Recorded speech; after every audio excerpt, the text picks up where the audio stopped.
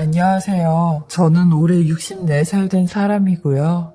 저의 1년 전 이야기를 해볼까 해서 이렇게 사연을 보내봅니다.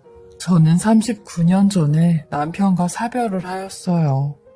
그때 제 나이 25살이었는데 남편이 사고를 당하게 되었죠.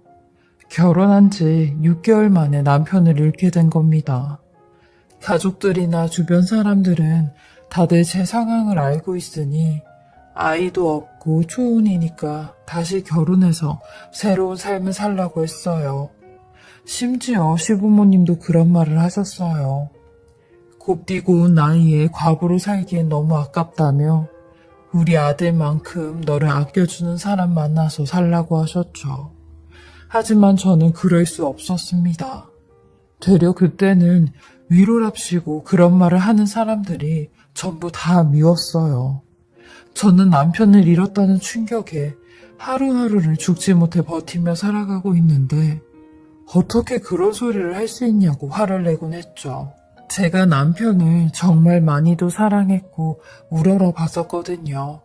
사랑하는 사람을 잃었다는 그 슬픔은 1, 2년 동안 저를 피폐하게 만들었고 살이 38kg가 되면서 가까스럽게 친정엄마의 손에 이끌려 친정집으로 가게 되었어요. 그리고 또 1, 2년 세월을 보내고 나서야 그나마 사람 같은 얼굴을 하고 있었죠. 엄마는 매일같이 제 손을 잡고 기도를 해주었는데 엄마의 기도는 늘 똑같았어요. 제가 돈을 많이 벌게 해달라는 것도 아니고 다른 사람을 만나게 해달라는 것도 아닌 제발 살아만 있어달라는 그런 기도였죠. 엄마의 이런 기도 덕분인지 4년 정도가 흐르니 그나마 사람다운 생활을 할 수 있었어요. 조금은 창피한 일인데요. 제가 살이 38kg밖에 안 나가면서 제 힘으로 아무것도 할 수 없고 누워만 있다 보니 대소변조차 제 힘으로 볼 수 없었어요. 근데 그런 당연한 일도 이젠 제가 할 수 있었죠. 다시 태어났다는 그 말이 저랑 딱 맞는 말이었거든요. 저는 이런 제가 뭘 하면 좋을까 곰곰이 생각을 해보았는데 아픈 사람을 도우면 좋겠다는 생각이 들었어요. 그래서 제일 처음 했던 일이 간병일이었습니다. 간병사 자격증을 따서 아픈 사람들을 돕고 싶었죠. 일을 하면서 당연히 환자들을 상대하려니 힘든 게 더 많았지만 그만큼 보람을 느끼는 일도 많았어요. 그리고 반성도 많이 됐던 게 이분들은 삶의 기로에서 또는 아픔에서 어떻게든 병마와 싸우며 살아보겠다고 하시는 분들인데 예전에 나는 어떻게 하면 내 삶을 끝낼까라는 생각으로 살아왔으니 그렇게 산 세월이 너무 부끄럽고 죄송스러웠어요. 산다는 게 이렇게도 소중한 것이구나 라는 걸 또 한 번 깨닫게 되었죠. 이 일을 하면서 저희 부모님도 제 손으로 직접 간병을 해드렸는데 끝까지 모시며 두 분 다 하늘나라로 보내드렸어요. 저희 엄마는 막내딸인 제가 다시 시집가는 걸 못 봐 눈을 감으실 때까지 진순아, 널 사랑해주는 사람이 생기면 나이가 들어서라도 꼭 다시 만나서 사랑받으며 살아. 그래야 이 애미가 하늘나라에서도 맘 편히 눈을 감을 것 같구나 라고 하셨죠. 이런 엄마의 유언이 제 평생 숙제로 남았어요. 그리고 엄마의 말대로 저를 사랑해주는 사람이 나타난다면 그땐 마다하지 않고 꼭 이 숙제를 풀으리라 마음을 먹었습니다. 그런데 이런 제 앞에 운명처럼 남자분이 한 명 나타나게 되었고 제 나이 56살에 가슴이 뛰기 시작했습니다. 이분을 처음 만나게 된 건 환자 보호자로 만나게 되었는데요. 제가 이분의 어머니를 간병하면서 만나게 되었어요. 그 당시 이분의 어머니 연세가 90살이었는데 폐암으로 암세포가 온몸에 다 퍼진 상태였어요. 연세도 많으시고 진행도 많이 되어서 병원에선 손을 쓸 수 없는 상황이라고 했대요. 그래서 마지막 가시는 길 편하게 보내드리고 싶다며 호스피스 병동으로 오시게 되었죠. 그러면서 이분의 아들도 보게 된 건데 저는 이 할머니의 아들을 처음 보자마자 깜짝 놀라 몸이 약간 휘청거렸어요. 왜냐면 이 남자, 제가 먼저 떠나보낸 남편과 매우 비슷하게 생겼거든요. 얼마나 닮았는지 순간 남편이 살아 돌아온 것 같은 착각까지 들었죠. 이 남자분은 제게 몇 번이나 고개를 숙이며 저희 어머니 좀 잘 좀 부탁드린다고 했어요. 저랑 비슷한 나이 또래로 이미지도 굉장히 중후했죠. 저도 이분에게 걱정하지 말라며 최선을 다해 보살펴 드린다고 했어요.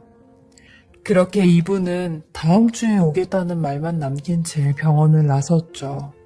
제가 이 일을 오래 하다 보면서 알게 된 게 어르신들은 꼭 본인이 살아오신 얘기를 쭉 하시곤 하세요. 그럼 저는 귀를 기울여 들어주곤 하죠.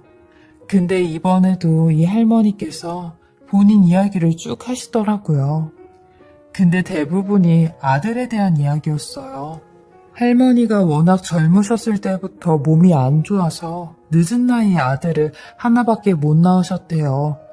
그래서 할머니 남편 되시는 분이 밖에서 다른 자식들을 많이 만들어가지고 왔다는데 그 중에 본인 아들이 제일 똑똑하고 제일 돈도 많이 벌어 목에 힘을 엄청 주고 다니셨대요. 하지만 이런 할머니 아들에게 딱 한 가지 흠이 있다면 이혼을 해서 지금 마누라가 없다고 하는 겁니다. 할머니 말로는 며느리가 그렇게 본인 아들 돈을 흥청망청 쓰고 다니다가 나중엔 남자한테까지 빠져 결국 이혼을 했다고 했어요. 그게 다 손주 녀석들 어렸을 때 생긴 일이라며 오래도 됐다고 하셨죠. 저도 할머니와 이런저런 얘기를 하며 제가 살아온 이야기도 쭉 해드렸는데 할머니가 제 손을 만지작 거리시더니 고생했다고 눈물을 훌쩍거리시는 겁니다. 제가 20년 넘게 이 일을 하면서 처음 듣는 말이었어요. 매번 아프신 분들만 상대하다 보니 따뜻한 말보다는 차갑고 짜증 섞인 말들을 거의 다 듣곤 하거든요. 근데 이 할머니께서는 제게 위로를 해주셨어요. 환자분에게 처음으로 듣는 고생했다라는 말이었어요. 동물도 쥐를 이뻐해주는 사람한텐 꼬리를 흔드는데 저도 이 할머니가 저를 생각해주니 그만큼 잘해드리고 싶었습니다. 그리고 이런 제 모습에 할머니 아들분도 올 때마다 뭘 챙겨다 주시며 감사하다고 꼭 인사를 하곤 하셨어요.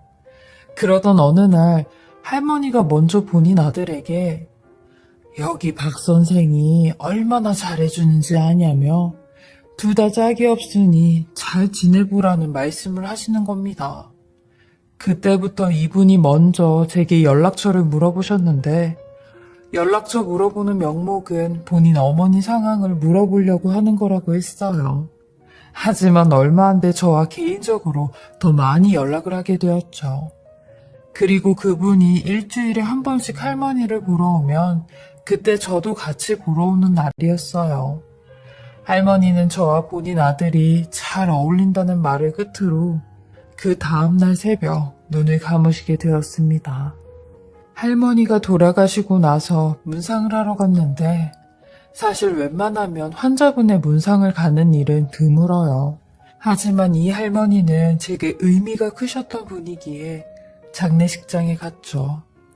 그러니 할머니 아들분이 상주로 있었고 이분의 자식들이 서 있었죠. 제가 문상을 마치고 나오니 할머니의 아들분이 저를 따라 나오셨고 여기까지 와주셔서 고맙다며 엄마가 많이 좋아하실 거라고 하는데 갑자기 눈물을 보이시기 시작하는 겁니다. 그러면서 제 어깨에 얼굴을 기대 왈칵 울음을 쏟아내시는데 저도 처음에는 조금 당황스러웠지만 그분에게 어깨를 내어드리며 등을 쓰다듬어 드렸어요. 그리고 그 후 저희는 부끄럽지만 연애라는 걸 시작하게 되었습니다. 그분은 저보다 나이가 4살이나 더 많았는데 딱 60살이었어요. 그리고 결혼 못한 자식이 3명이 있었는데 딸들의 아들 하나였죠. 두 딸은 한국에서 살고 아들은 혼자 외국에 나가 산다고 했어요. 이분도 워낙 자식바보라 자식들하고도 사이가 좋았죠. 근데 아무래도 본인이 연애한다고 자식들에게 말을 하면 난리가 날 것 같아 아직은 알리지 않는다고 했어요. 나이가 들면 자꾸 자식들 눈치만 보인다면서요. 저도 그런 부분은 당연히 이해를 했고 그런 자식이 있다는 게 어디냐고 부럽기만 한다고 했죠. 한편으론 자식들이 아버지를 걱정할 만도 했던 게 이분이 냉장고랑 에어컨에 들어가는 부품 제조업 회사를 크게 하고 있었거든요. 그래서 아마 더 걱정을 했던 것 같아요. 저랑은 2년 정도 연애를 했는데 어느 날 이분이 제게 황혼을 함께 하자며 꽃다발을 내미는 겁니다. 젊은이들 말로는 프로포즈를 받게 된 거죠. 그리고 아주 어렵게 이분의 자녀들을 보게 되었어요. 3명 중에 딱 한 사람만 자리에 오게 되었는데 이분의 큰아들 뿐이었죠. 두 딸은 오지 않는다고 했대요. 원래 오겠다고 했는데 약속 당일 말도 없이 오지 않아 이분이 전화를 걸어 통화를 했는데 유감스럽게도 통화 내용이 전화기 밖으로 다 들렸고 내가 왜 그딴 사람을 봐야 되냐며 그 사람 아빠한테 꼬리치는 것밖에 더 되냐고 자식들 말고 그 불려우를 선택하는 거라면 나도 평생 아빠 얼굴 안 보고 살 거라고 큰 소리를 치더라고요. 그분 딸의 말에 가슴이 쿵쾅거리고 아무 잘못도 없는 제가 대역죄인이 된 듯한 기분이었어요. 평생을 남한테 싫은 소리 한번 들어본 적 없이 살았는데 이게 그렇게도 내가 잘못하는 일인가 싶었죠. 그런데도 이분은 끝까지 제게 결혼하는 거라고 밀고 나갔어요. 그리고 당당하게 결혼식까지 올리자고 했죠. 그러면서 결혼식을 하기 전에 당신이랑 나랑 진지한 사이라는 걸 혼인신고로 증명을 하자며 혼인신고부터 하자고 했어요. 그렇게 저희는 결혼식을 올리기 전에 법적 부부가 되었죠. 남편은 이 사실을 자식들에게 알렸는데 축하는커녕 결혼식도 가지 않을 거라는 말뿐이었어요. 스몰 웨딩으로 가족들과 지인들 몇몇만 부르는 결혼식에 자식들이 없게 되었죠. 저는 그런 남편을 위로하며 결혼하면 내가 더 애들한테 신경을 쓰겠다고 했어요. 우리 좋은 일들만 생각하고 내일 올리는 결혼식 잘 마치자고 했죠. 하지만 이런 저의 약속이 무참히도 짓밟혀 버렸습니다. 남편이 사라진 거죠. 그것도 결혼식 당일날이요. 전화를 수십 통, 수백 통을 해도 받질 않았고 남편의 지인들에게 연락을 돌려도 다들 모른다는 말뿐이었어요. 저는 정말 식을 40분 정도 남겨놓고 남편이 사는 집을 갔는데 집에도 없는 겁니다. 말 그대로 소리 소문 없이 증발해버렸어요. 남편의 자식들한테도 일일이 전화를 해봤는데 돌아오는 말은 자기네들도 모른다는 말이었어요. 자기 아빠를 왜 우리한테 찾냐는 식이었죠. 도대체 무슨 연유로 이렇게 사라진 건지 아무리 생각해도 답이 안 나왔어요. 또 이렇게 남자 때문에 내 인생이 망가지는 것 같았죠. 하객분들에게 손가락질 당하는 것보다 제 자신이 비참하고 참담한 상황이 더 저를 힘들게 했어요. 이제는 정말 그 누구도 믿지 못할 것 같다는 생각이 들었어요. 그러면서도 한편으론 남편이 무슨 일이 생긴 게 아닐까 하는 마음에 경찰에 신고까지 해보았지만 성인 실종은 아무런 도움이 되질 못한다는 말뿐이었어요. 남편 자식들도 절 탓하며 당신 때문에 우리 아버지가 이렇게 된 거라고 도대체 우리 아버지를 어떻게 구워 삶았길래 아버지가 사라지셨냐며 나중에는 제가 남편을 숨겼다고 신고를 하겠다고 방방 뛰는 겁니다. 돈 때문에 우리 아버지를 분명 어디다 숨겨놓은 거라고 혼인 무효소송까지 진행해 가만두지 않겠다고 하는데 저도 넋놓고 있다간 저지르지도 않은 죄를 뒤집어 쓸 것 같아 혼인 무효소송 진행해 주었습니다. 그렇게 남편 없는 남편과의 혼인이 무효가 되었고 죽는 날까지 내 인생에 남자란 없다 생각하며 돌같이 살았어요. 지금은 그 당시 심경을 이렇게 쉽게 말하지만 그때는 정말 죽는 것보다 못하게 삶을 살았죠. 그러던 어느 날 저랑 자격증을 같이 취득한 아는 요양보호사 언니한테 연락이 왔어요. 요즘 일 없으면 본인 일하는 곳에 와서 한 3달만 일을 해줄 수 있냐면서요. 요양원인데 일은 힘들지만 시급도 세고 산속에 있어서 여기 오면 힐링하는 기분이라고 생각 있으면 언제라도 오라고 하더라고요. 마침 일도 없었고 제 머릿속은 몇 년 동안 복잡함으로 꽉 차 있어 그곳으로 일을 하러 갔습니다. 근데 가자마자 그 언니가 저한테 아유 천사 같은 박 선생님이 저기 저 어르신한테 가서 좀 도와드리겠다고 해봐. 아우 저 어르신 뭔 놈의 고집이 저리도 센지 얼굴 한번 씻기는 것도 힘들다니까. 아유 저러니 저렇게 고집이 세니 자식들이 코빼기도 안 보이지 라고 하는데 저는 그 언니에게 물수건과 대야를 건너받아 휠체어에 앉아있는 그 어르신에게 다가갔어요. 멀리서만 봐도 지저분한 티가 팍팍 났고 냄새가 진동을 하는데 머리는 덥수룩해 눈까지 가려져 버렸죠. 저는 그런 어르신에게 조심스럽게 다가가 어르신 머리가 많이 기르셔서 눈에 찌르실 텐데 불편하지 않으세요? 제가 머리 좀 걷어서 얼굴 좀 닦아드려도 될까요? 라고 하니 갑자기 제가 들고 있던 대야와 수건을 잡아들며 저한테 냅다 집어 던지는데 대야에 있던 그 물이 전부 다 저한테 쏟아지고 말았어요. 이 정도의 반응을 보일 거라곤 생각지도 못했어요. 저는 나가 떨어진 대야를 집어들며 허리를 구부려 화가 난 표정으로 그 어르신을 쳐다봤죠. 근데 그 어르신이 갑자기 사정없이 비명을 지르시는 겁니다. 그러면서 혼자 발작까지 하시다가 휠체어에 넘어져 바닥으로 쓰러지셨는데 저도 너무 놀라 그 어르신을 일으키며 얼굴을 보게 되었고 저 또한 너무 놀래 그 어르신을 놓칠 뻔했어요. 왜냐면 그 사람은 바로 5년 전 결혼식장에 나타나지 않았던 저희 남편이었거든요. 남편이 사라진 지 딱 5년 만이었습니다. 남편은 저를 보자마자 제 손을 잡으며 드디어 살았어 라며 절규를 하는데 저는 그런 남편을 일으켜 경섭씨 맞죠? 김경섭씨 맞죠?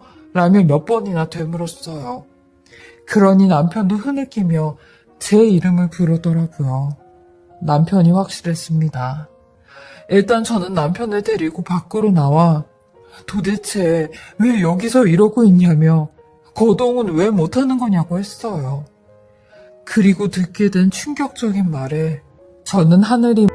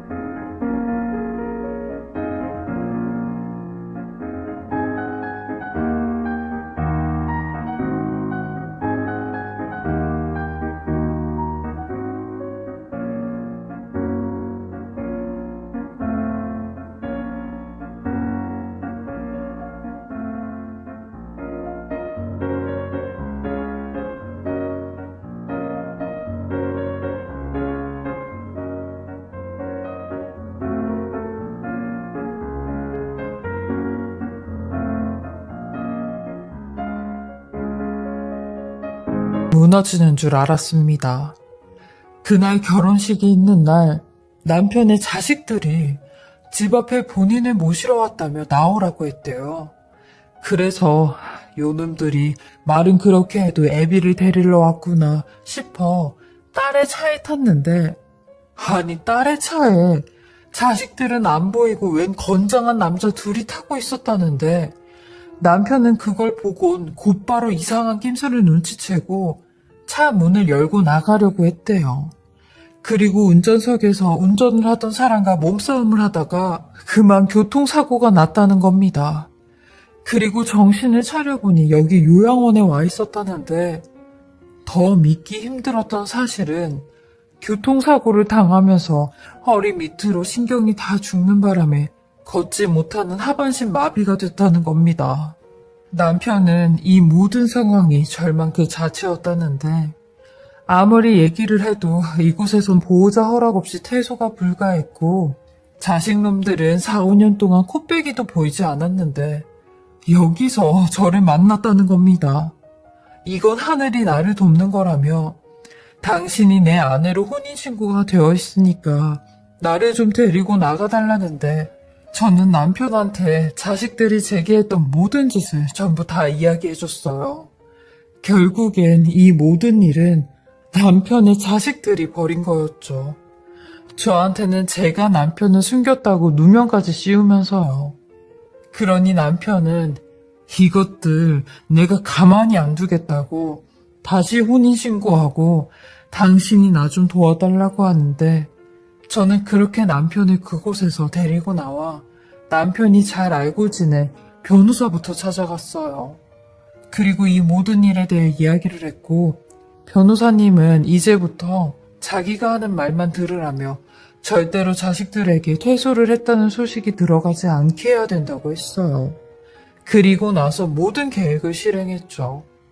남편과 혼인신고를 다시 했고, 남편의 이름 앞으로 있는 부동산과 회사 재산 절반을 제 앞으로 돌려놓는다고 했어요. 저는 남편에게 당신은 날 믿냐고, 어떻게 자식보다 몇 년간 만났던 여자한테 당신의 재산 절반을 준다고 하냐고 했죠. 그러니 남편이 어차피 내 돈이 사라지는 거라면 날 해치려고 했던 자식놈들보다 날 어떻게든 구해주려고 했던 당신한테 주고 싶다고 하더라고요. 이 돈을 받는다고 제가 남편을 버린다는 생각은 전혀 하지도 않았지만, 그만큼 남편이 저를 생각하는 마음을 느낄 수 있었어요. 저희 부부는 이 모든 일을 다 끝내고 남편의 자식들을 찾아갔습니다. 큰 딸네 집에 먼저 찾아가 집 앞에 차를 대고 기다리고 있는데, 마침 자기 여동생하고 남편의 전처까지 셋이 쇼핑을 했는지 양손 가득 쇼핑백을 들고 차에서 내리더라고요. 그 모습에 남편이 또 한 번 주먹을 내리치며 저것들은 인간도 아니라고 했어요. 그리고 저는 동네가 떠나갈 듯이 그 세 모녀를 불러세웠어요. 그러니 셋 다 남편과 제 모습을 보곤 기겁을 하며 남편에게 다가와 무릎부터 꿇기 시작하는데, 남편은 그런 딸들에게 니네는 이미 늦었다고 하더라고요. 그러니 그 말을 들은 남편의 전처도 똑같이 남편의 휠체어 밑으로 와 고개를 숙이며, 아진 아빠, 이거 애들이 벌인 짓 아니야. 다 내 머릿속에서 나온 거야. 그러니까 애들은 아무 잘못 없어. 라며 남편의 바지가랑이를 잡고 늘어지는데, 남편이 호통을 치며 니들은 정말 분리수거도 안 되는 쓰레기들이다. 그리고 니들이 좋아하는 내 돈 이젠 아무도 받을 수 없다. 내가 이 사람 앞으로 전부 다 돌려놨으니까 얼씬도 하지 마. 내 맘 같아선 저 집이랑 저 차까지 싹 다 가지고 오고 싶지만, 저거야 네 엄마가 나랑 이혼하면서 재산 분할로 가져간 거니까 어쩔 수 없는 게 내가 원통하기만 하다. 라고 하니 새 모녀는 눈이 튀어나올 듯이 말도 안 된다는 말만 반복하는데, 거기서 남편의 전처가 하는 말이 얼마나 어이가 없던지. 아니 그럼 우리 큰아들 유학비는 어째? 우리 애들 결혼은 어떻게 시키냐고. 당신이 벌어다주는 돈으로 얘네들 직업도 하나 없는데 어쩌냐고. 당신 애비 맞아? 애비가 돼서 여자에 미쳐서 당신 자식들까지 버리려고 해? 라고 하는데 거기서 제가 너무 화가 나 한마디 했습니다. 저기요. 자식이 부모 버리는 건 마땅히 해도 되는 일이고 부모가 자식 버리는 건 이렇게 잘못됐다고 하는 거예요? 이날 이때까지 내 남편 등에 업혀서 이렇게 호의호식하면서 살았으면 된 거지. 당신네들은 다 큰 성인 아니야? 성인이면 어디 가서 설거지라도 하고 돈 벌 생각하세요. 헛다 대고 애비가 맞네 아니네 하며 당신이 평가를 하고 있어? 당신은 그럼 제대로 된 애미 노릇이나 했어요? 라며 두 번 다시 우리 근처에 껄떡대면 그때는 정말로 가만두지 않겠다고 단단히 일러두고 왔습니다. 그날 이후로 남편의 딸들과 아들 그리고 전처까지 죄송하다는 문자와 전화 그리고 집까지 수도 없이 찾아왔는데 저희 남편은 핸드폰 번호 바꾸고 아무도 모르는 곳으로 이사를 가자고 하더라고요. 그렇게 저희는 제주도로 이사를 왔고 저는 남편이 제 앞으로 해준 모든 돈을 남편의 재활에 쓰기로 했습니다. 평생 다른 사람의 간병과 요양만 했던 제가 제대로 된 임자를 만난 것처럼 남편에게 제 모든 걸 다 바쳐서 남편이 꼭 걷는 걸 보고 말겠다고 했어요. 그리고 이게 제 소원이 되었고요. 저는 어렸을 때 제가 평범하게 살 줄 알았는데 평범하다는 게 제일로 어렵다는 걸 요즘에야 느끼고 있어요. 제가 살아온 삶만 봐도 호락호락하지 않았다고 생각하거든요. 그래서 이렇게 사연을 보내봅니다. 제 기구하고 기막힌 사연 읽어주시고 들어주신 모든 분들에게 감사하며 항상 행복하고 복된 날만 가득하시길 바라겠습니다.